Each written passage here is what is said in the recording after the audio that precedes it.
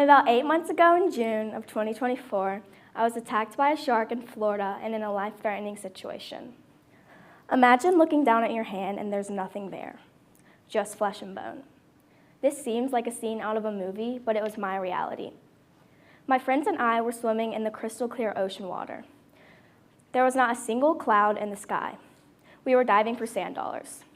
We had just gone to the house for lunch while our moms were at a restaurant on the beach. We were on a mother-daughter trip living our best lives until all of a sudden, life changed in an instant. As we were riding the waves in, I heard my best friend scream, "Shark!" I turned around and saw a glimpse of its body. It was big and brown, but that was about all I could see until we started swimming for our lives. In my head, I thought we all need to calm down, so I yelled, "Everybody calm down." We didn't know what would happen next. Well, what happened next is what none of us expected. First, my hand was bitten off. I could not feel the shark bite me. As I raised my arm out of the water, that's when everyone knew that the situation was serious.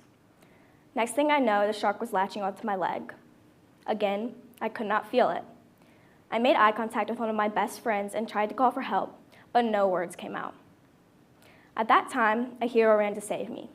I jumped into his arms, but he let go of me. I got scared. I thought he was leaving me all alone to fight the shark off by myself. Little did I know is he is the one that punched the big creature off of me. Another hero ran to save me. I blacked out in his arms and woke up on the shore with strangers surrounding me. I leaned forward a little bit and saw my toes. I saw the nail polish I was wearing. It was the shade Strawberry Margarita. But they soon pushed me back down so I wouldn't see the wound. I could feel the tourniquet cinching me. It was a slight tingly feeling. I tried to scream, but no words came out. The only thing I was focused on was breathing and keeping my eyes open. I could feel my twin sister Ellie holding my eyelids open. I could feel her hand intertwined with mine.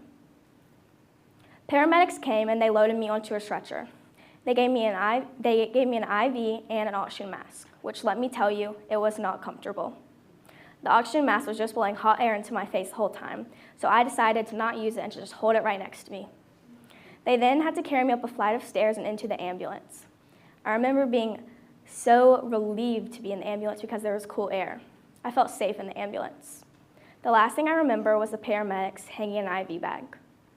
I was told I was flown to a hospital in Pensacola, Florida. The next morning, I woke up intubated. I could barely breathe or talk on my own. I definitely do not recommend being intubated. Only the next morning, they took out the tube, and the first words I said were, "I made it." The outcome did not matter. What mattered was I made it, even though life would be different. Only 5 days later, I was flown to a hospital in Charlotte, North Carolina. I was put in a pediatric intensive care unit and then transferred to their rehab floor. Under their care for multiple weeks, I relearned how to walk. I also learned to be grateful. There were so many patients in worse conditions than me. I learned that my accident was something I could recover from mentally and physically. There were many nights in pain, agony, sorrow, and grief. This is something I wish for none of y'all to ever experience. But I made it, and I wouldn't change things for the better. Now I'm currently utilizing the amazing facilities at Children's of Alabama. I'm relearning how to gain back the life I had lost. Through the sorrowness and hard nights, I made it. I pushed myself because I know I'm the only one to control me. I'm the only one to decide if I get better or not. I chose to fight.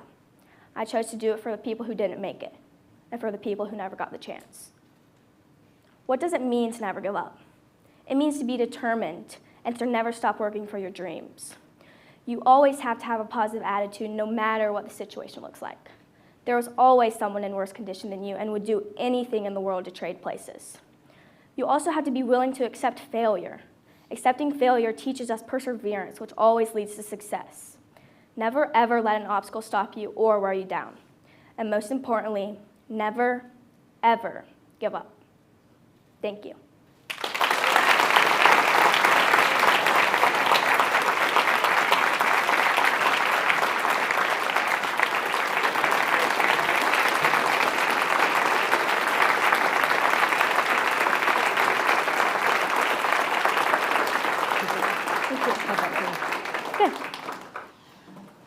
Okay, so that's amazing.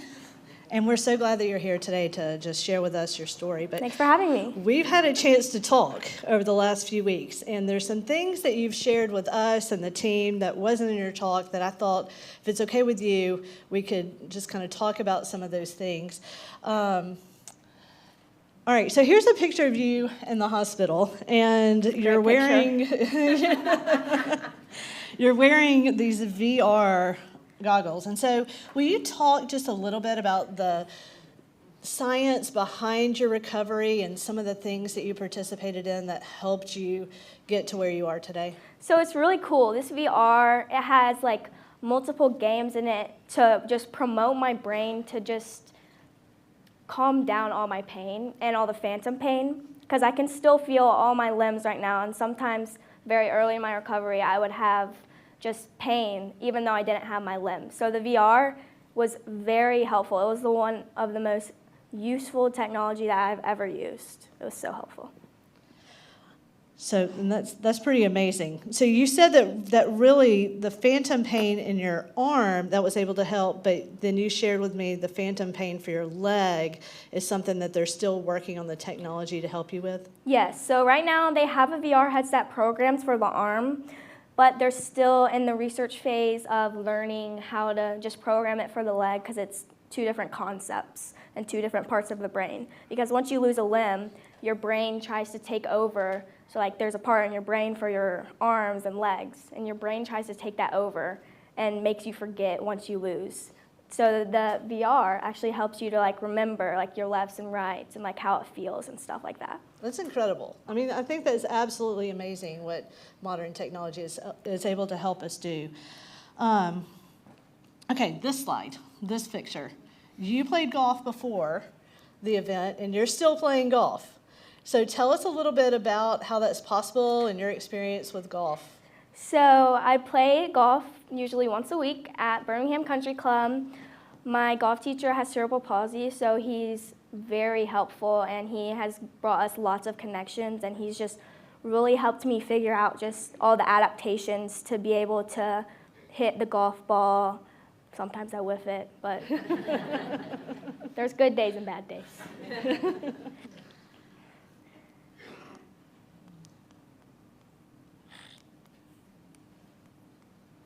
Okay, so you have actually been back in the water.